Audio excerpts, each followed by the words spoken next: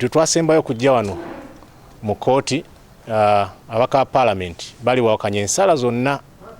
kkooti ze yakawa mu musango guno mu kukweka obujulizi n'ebirala ebiringa ebyo nga bawulira tebajja kufuna bwenkanya nga bavunaana bagamba nga bali bannabyabufuzi biyinza okubaamu ebyobufuzi baagala balabe abantu abo buli omu ensi balabe okusobola bo okwewozaako mu butuufu bwako.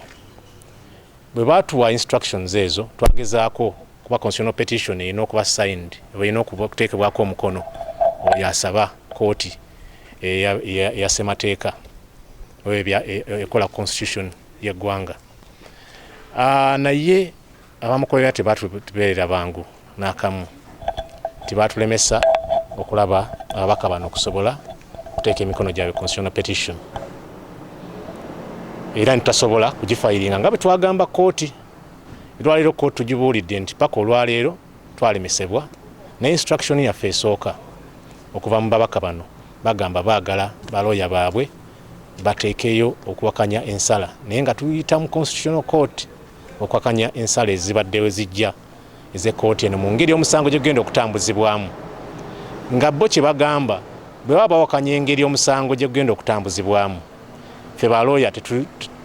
tekirabika bulungi ate genda mu maaso na musango mu ngeri kkooti gyesazeewo nga bakiwakanya. Era wetwogerera kaakati ye process gye tulimu okulaba nti preparing empapula ezo wetuukidde olwaleero nga tunazimaliriza era kkooti ginnyonnyodde, naye nga mu butuufu kkooti yeetugambye nti ebadde yeetegese kola ki kuwuliriza musango guno okwawukana n'emabega nti babadde bagamba nti kkooti yetali ready. Naye ekyokuba nti ababaka bano babadde tebali mu kkooti nakyo twali tusobola kugenda mu maaso. Lwaki? Nze ku lwokunanga ennaku z'omwezi 16 nali ne Honorable Ssewanyana ng'era omulaba muyi awedde emirimu tasobola kujja mu kkooti. Omukisa gwe tulina nti yalina n'ekiragiro kya kkooti y'e Masaka ng'egamba nti aweebwe kye bayita obujanjabi obusukka ku obwo obwa bulijjo, specialized treatment. Newankubadde ekyo ekiragiro kya kkooti ekya sabbiiti ewedde kyaliwo, ne ŋŋamba abamweyimirira ng'amateeka bwe googera nabo bafune obukakafu babuleeta eri kkooti obulaga nti bano balwadde kye kiwaki tebazze mu kkooti. The Honorable Ibrahim Ssemujunganda eyeeyimirira Honorable Ssewanyana azze mu kkooti n'obujulizi obulaga nti nno Honorable Ssewanyana ali ku ndiri, yaweebwa ekitanda, ali mu kujjanjabibwa, tasobodde kubeerawo. Mukulu wa Honorable Muhammade Ssegirinya naye abadde mu kkooti olwaleero, era naye naawe obujulizi bwe obulaga nti nga nze kye nalaba nti the Honorable Muhammade Ssegirinya tali mu mbeera esaanidde kuyimirira mu kkooti olwaleero olw'obuvune bwe yafuna ku bwongo ne physically. Kati tusinzidde ku obwo obujulizi, kkooti nekkiriza okusaba kwaffe nti twongereyo okuwuliriza kw'omusango guno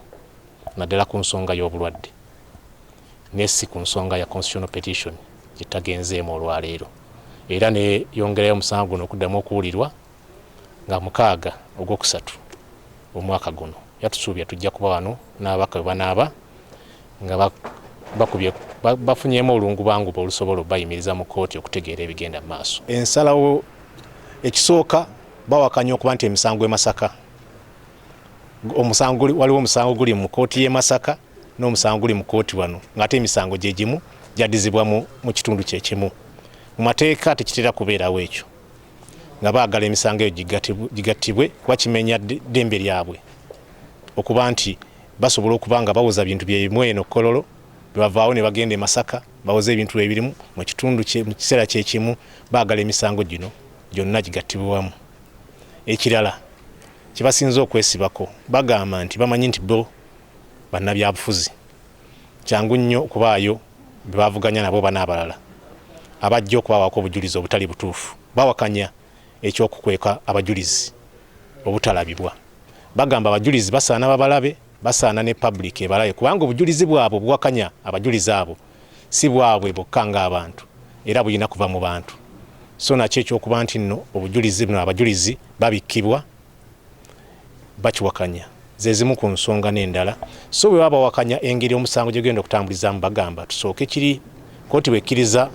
n'ekyusa engeri omusango gye genda okutambulizibwamu bo balowooza si kyabwenkanya okugendera mu katiba ke batakkirizibwamu kutandika okuliza omusango naye kkooti eno erambise bulungi nti yo ku lwayo yagamba nti mu mbeera emwe egenda okutambulira era bw'ejja okutambula okugyako ng'efunye ekiragiro ekimenyawo yo kkooti